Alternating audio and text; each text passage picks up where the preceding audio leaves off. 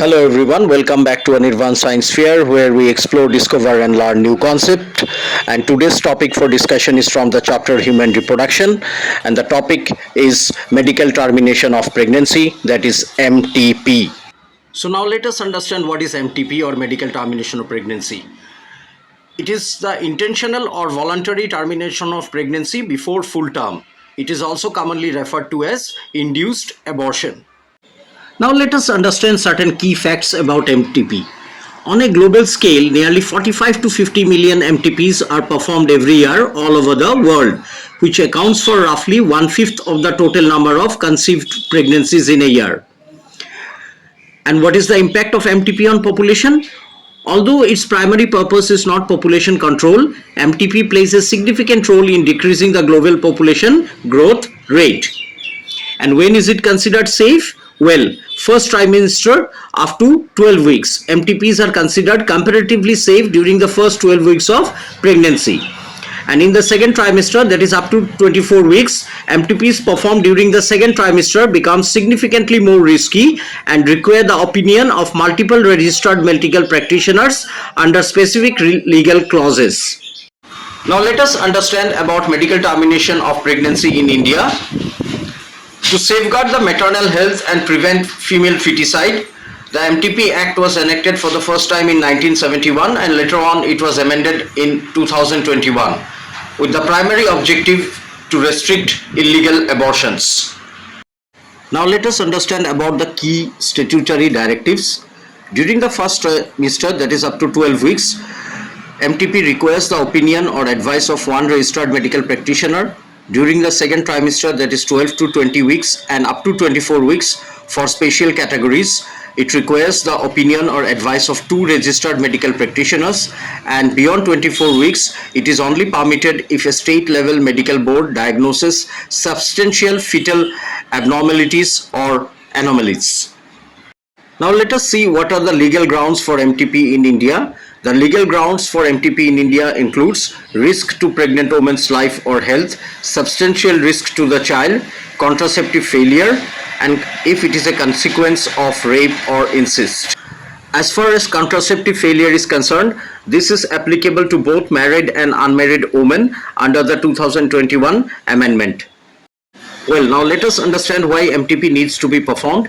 It can be due to failure of contraceptives, that is to get rid of unwanted pregnancies caused due to casual unprotected intercourse or the failure of contraceptives used during coitus.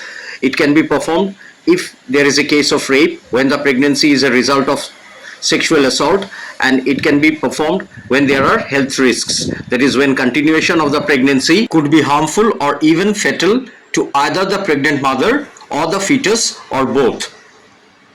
Well, let us now understand the methods of medical termination of pregnancy or the medical modalities for MTP. Depending on the advancement of the pregnancy, healthcare providers opt for either medical or surgical pathways. The first one is non-surgical, that is medical abortion. It can take place during the early first trimester. Applicability, it is typically highly effective within the first 7 to 9 weeks up to 63 days of gestation, and it is done by using a combination of two pharmaceutical compounds, mifepristone, which is an anti-progesterone pill that terminates placental support, and misoprostol, a prostaglandin analog administered 24 to 48 hours later to induce uterine contractions and expel the tissue. And as far as efficacy is concerned, it is highly effective. 92 to 97% success rate is there with this combination, and it is safe when administered under professional clinical supervision. Now let us look into the surgical management methods. When a pregnancy progresses past the safe window for medical abortion, or if a medical abortion fails, surgical intervention becomes mandatory. And the different methods include vacuum aspiration, that is suction evacuation, dilation and curettage, that is DNC, and dilation and evacuation, that is DNE. Vacuum aspiration or suction evacuation is usually done within 6 to 12 weeks. Dilation and curettage, DNC, can be done up to 12 to 15 weeks.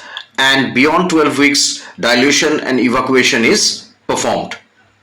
Well, let us now understand about the major associated problems.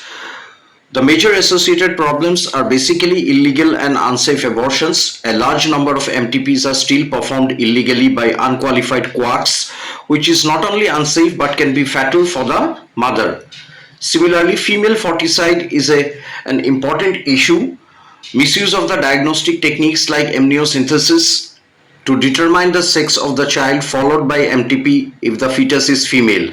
This is highly illegal. Now let us understand about the safety and side effects of MTP.